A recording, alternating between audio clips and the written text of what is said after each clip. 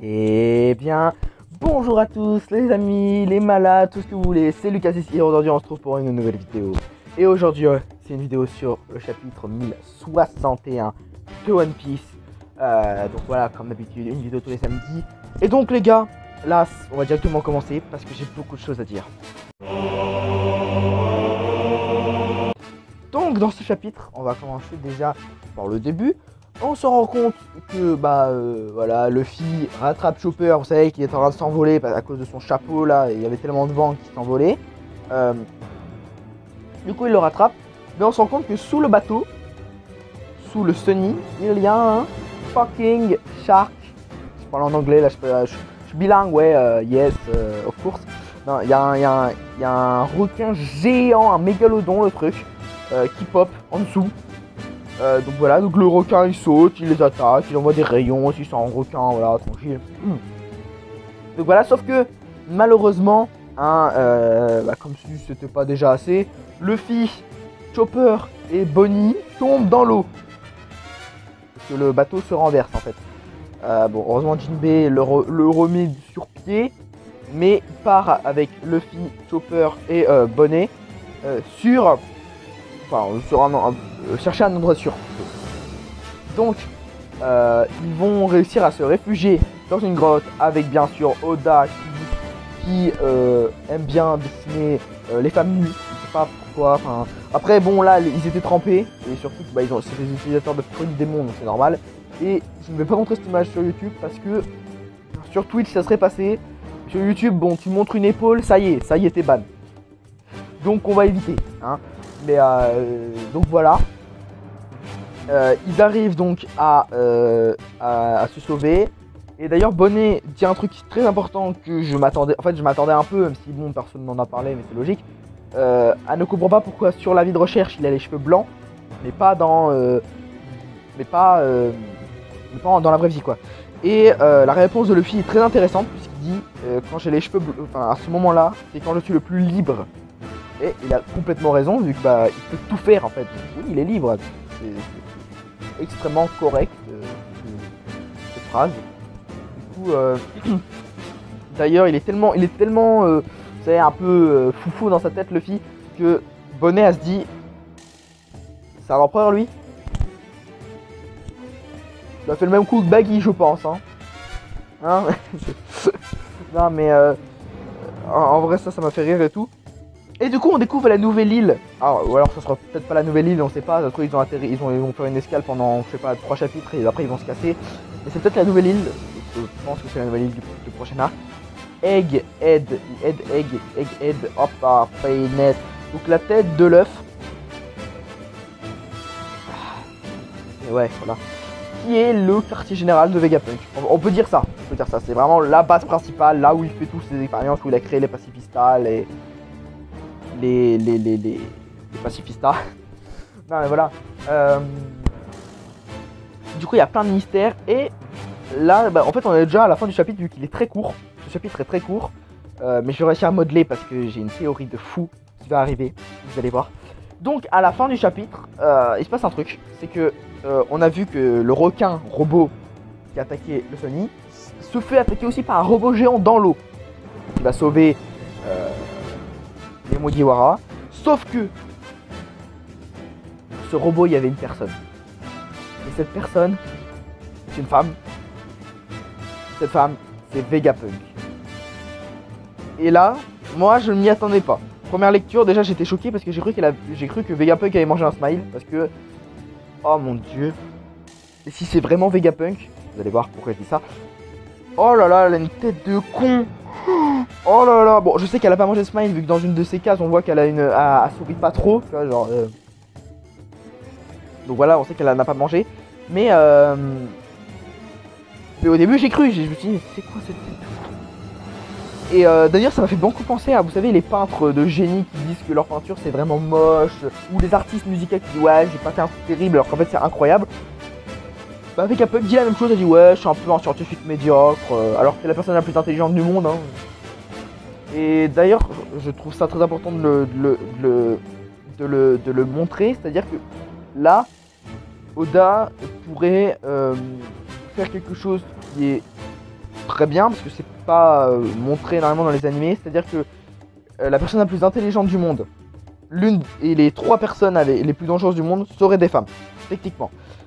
Puisque si on regarde les armes antiques, pour l'instant, Poséidon, c'est Shirahoshi, c'est une sirène, c'est une femme. Ensuite, Uranus, c'est peut-être Im, et pour moi, Im est une femme.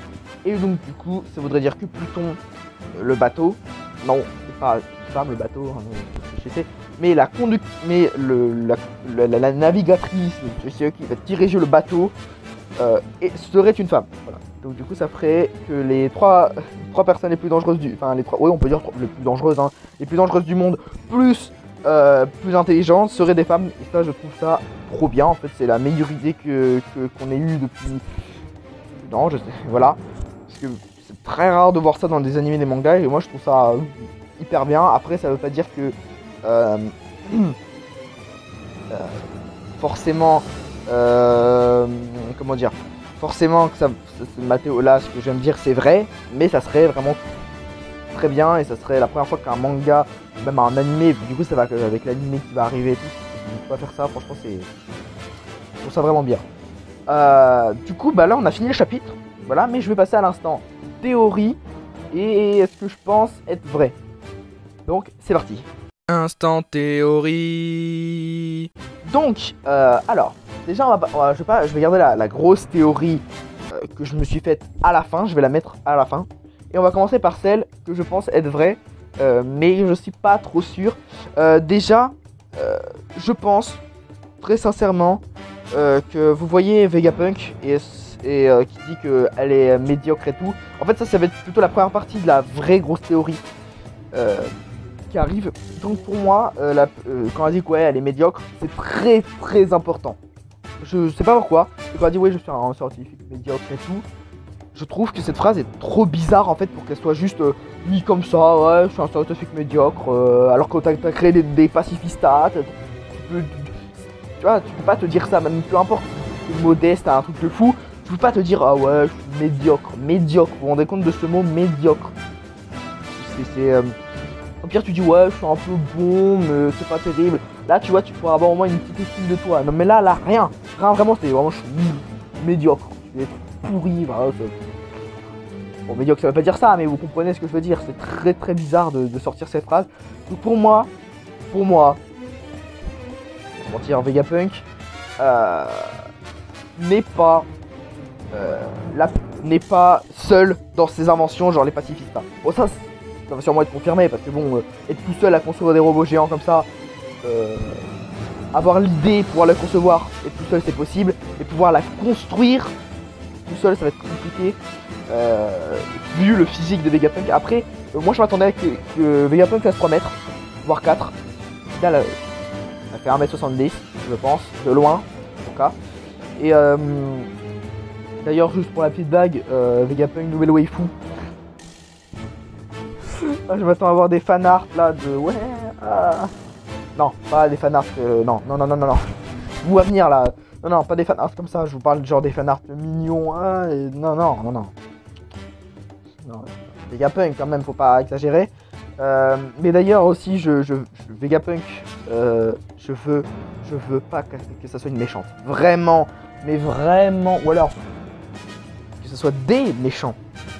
Oui, parce que là, bon, j'ai pas traîné plus longtemps, on va passer à la grosse théorie dès maintenant. Et oui, déjà, je ne veux pas que ça soit une méchante, mais qu'elle devienne gentille, ou en tout cas, peut-être pas avec les pirates, mais avec l'armée révolutionnaire. Mais, pour moi, Vegapunk, c'est plusieurs personnes. Alors que ce soit une personne, 2, 3, 4, je m'en fous.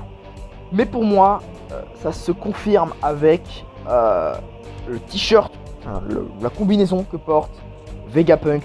Ou Vegapunk. Oh non, j'ai refait le truc avec les doigts. Désolé. Que Vegapunk porte. Puisque on peut voir un 2 écrit au niveau de là. Voilà. C'est marqué Punk 2, il me semble, ou Vega 2. Non, Punk 2. Et ce 2 est très très bizarre. Si tu es Vegapunk, tu vas mettre 1, ou alors tu mets même pas de chiffre, tu vois, parce que c'est toi. Donc pourquoi mettre un 2? Est-ce que c'est parce que c'est ta deuxième combinaison? Mais pourquoi nommer tes combinaisons? Au pire, tu les nommes, tu mets pas des chiffres. C'est pour ça que moi je me suis dit, soit la personne que je viens de voir, c'est un robot Donc le gros robot est contrôlé par un robot qui est contrôlé par Vegapunk de loin. Ou Vegapunk, c'est plusieurs personnes. Donc c'est elle, un mec, je sais pas. Après le problème c'est qu'on en parle de lui au singulier.